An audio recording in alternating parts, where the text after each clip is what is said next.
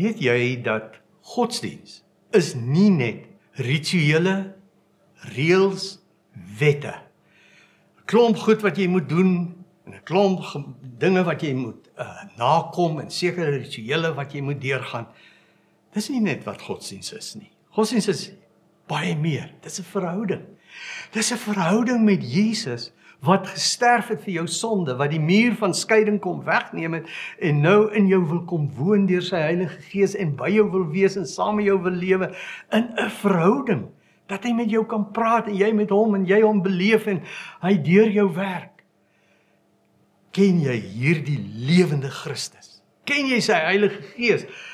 Weet jy dat hy regtig opgestaan het? Dat hy regtig leef? Daar's soveel bewyse.